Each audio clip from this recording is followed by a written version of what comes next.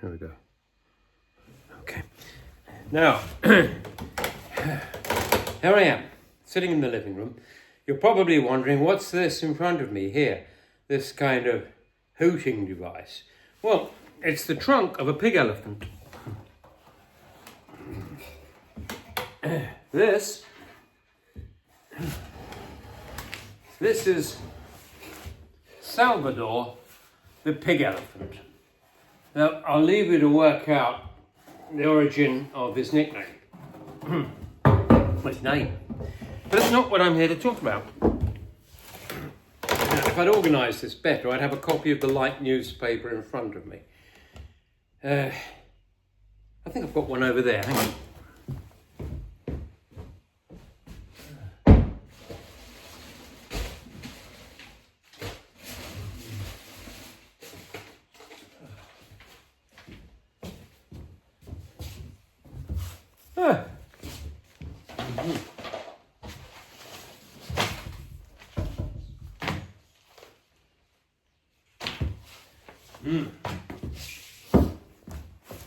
This is not it. This is not it. This is a far more credible publication from the Marine Conservation Society, which I've been a member of for years, entitled Your Ocean. What's this got to do with what I'm talking about now? Not a lot. I'll put it over there. I was just down at the market cross here in Glastonbury, the end of my street, talking to vendors of the Light newspaper. And as usual, whatever I say when I get into a discussion with the vendors, they question. And I was talking to an elderly lady who was looking at the paper and talking earnestly with the vendor. And I said to her, you know, there's a tremendous amount of nonsense published in this newspaper. For example, they tell you that the whole green agenda, the idea that we need to reduce CO2, for example, the idea that we need to change our lifestyle in any way, that we need to conserve resources, that we need to stop consuming so much of everything. All bunkum, all scare stories, all a con. It's all about controlling people. And I said to her and to the vendor, who immediately looked a bit nettled because I've had many discussions with him. He's not sure about the shape of the earth, for example. I've tried to say educate him. It sounds a bit pompous, doesn't it? But I did used to be a navigating officer of merchant ships in the days when we navigated with sextants. But he questions everything that I say to him. So when I say, for example, the earth is round, he says, why do you believe that? Actually, here's another prop.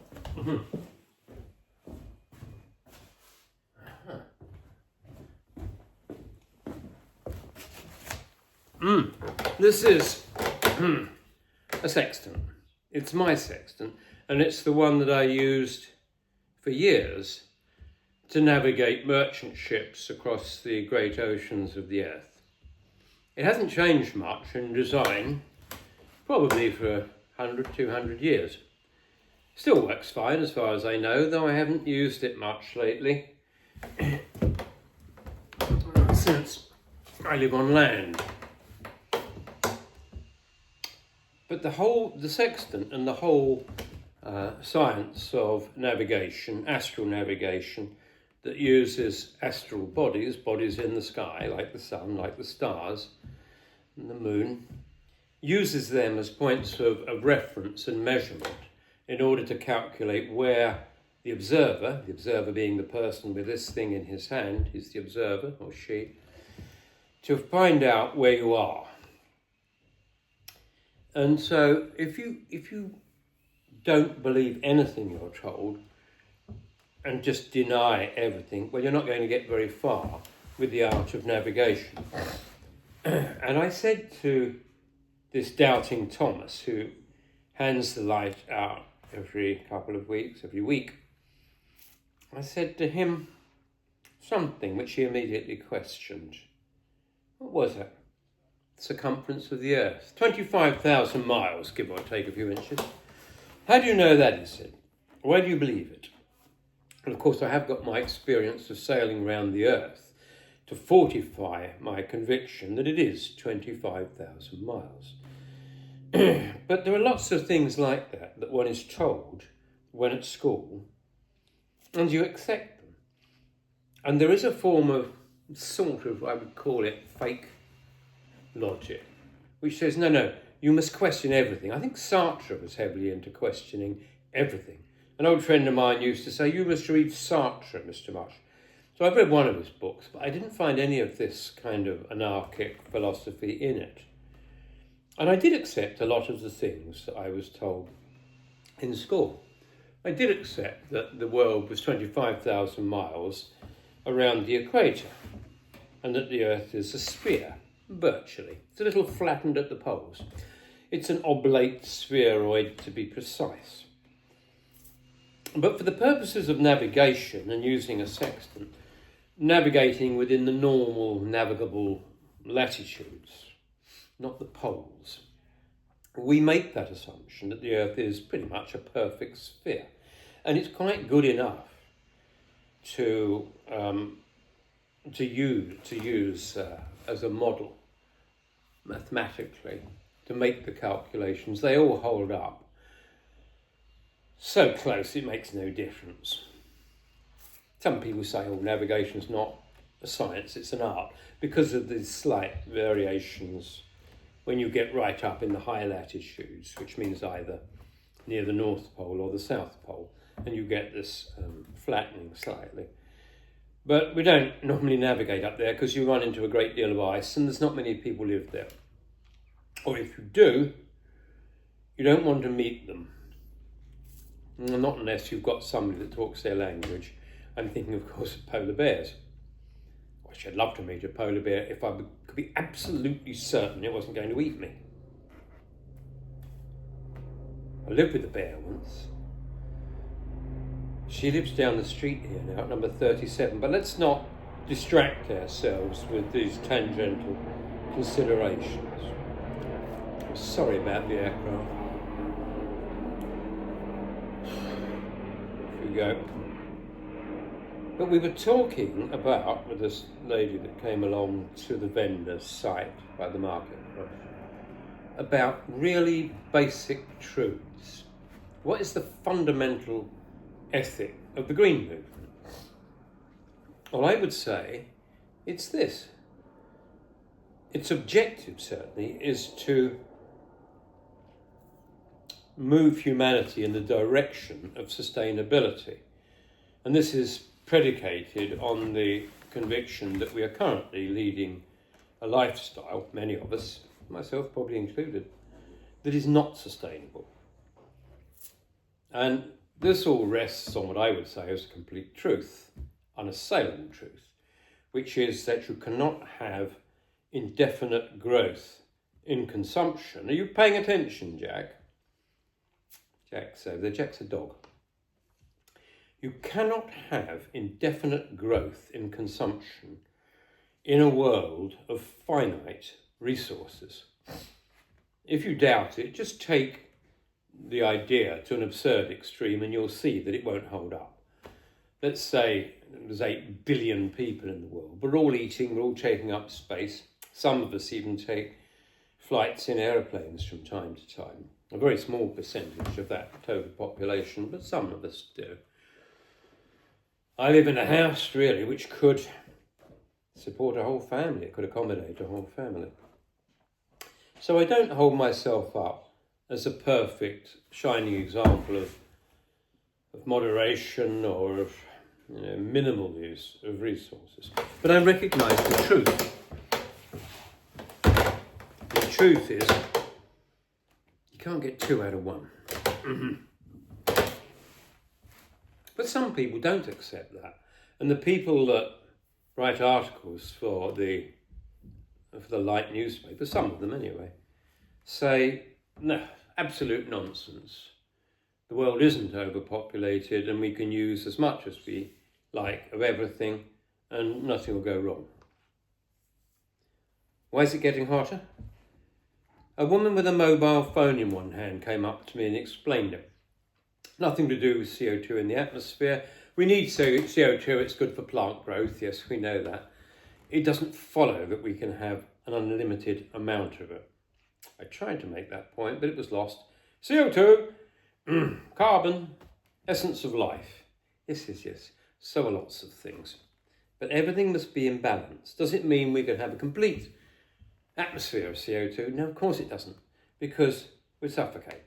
We need oxygen on its own, not mixed up with the C bit. And you try and make this point, and then they look at you as if you're a troublemaker or you're simple, which is worse. Everything must be in balance, of course it must. You know, it's like the Goldilocks envelope, the porridge. Not too hot, not too cold, just right. And mankind, who hasn't been around for that long, whether you believe we evolved from apes or whether you believe that we were created instantly, or whether evolution is simply an instrument of how God got to us, I'm open to that idea. I can't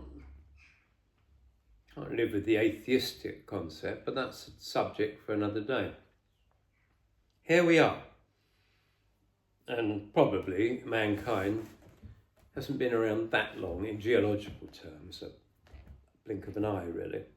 But we've occupied this convenient envelope, this Goldilocks envelope, where everything is just right, not too hot, not too cold, not too wet, not too dry. And now it's being upset because we're getting a bit too much CO2. That's what the scientists say.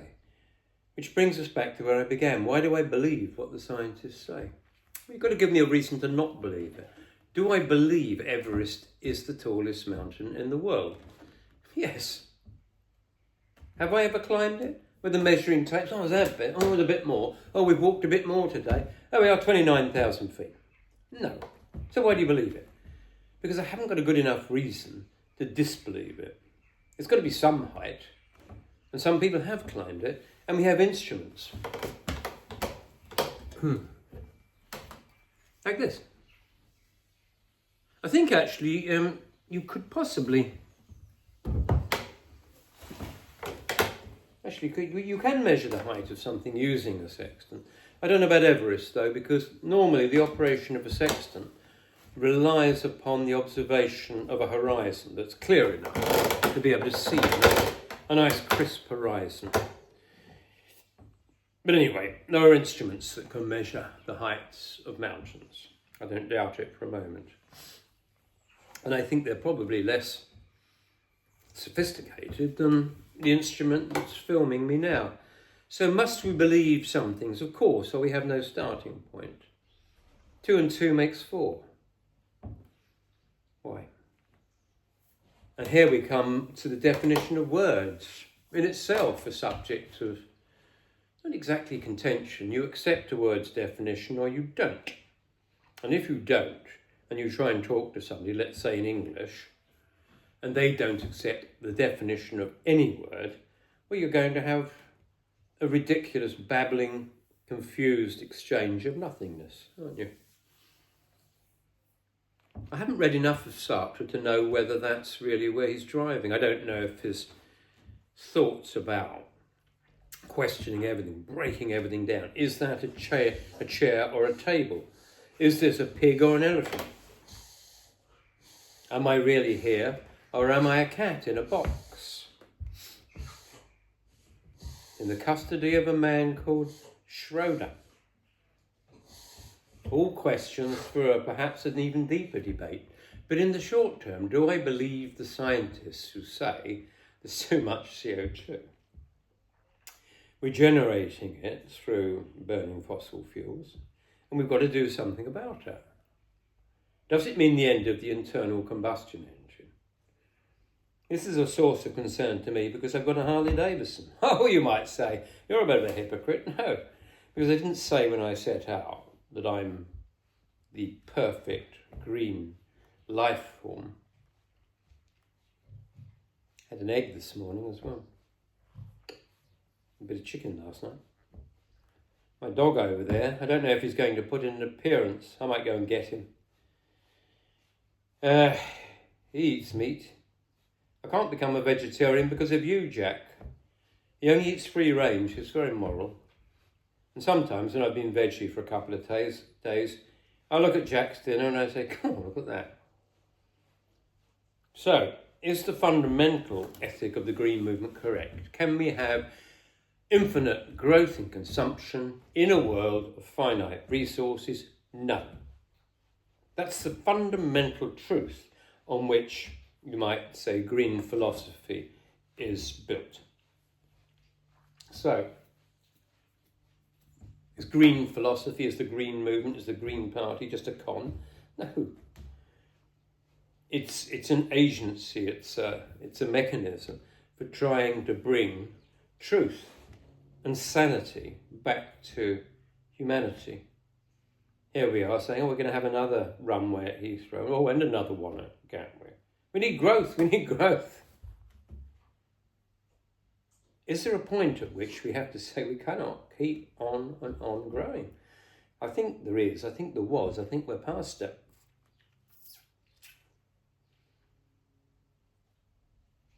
And if anybody can challenge that, feel free. If you can find a way to post on this site, do it. I have no idea. But I'll go and get Jack, because he always puts in insurance. Hang on a minute then. Jack, would you mind? I know you're comfy there, but just come here a moment, please. There we are. Up you get me. See? Come on.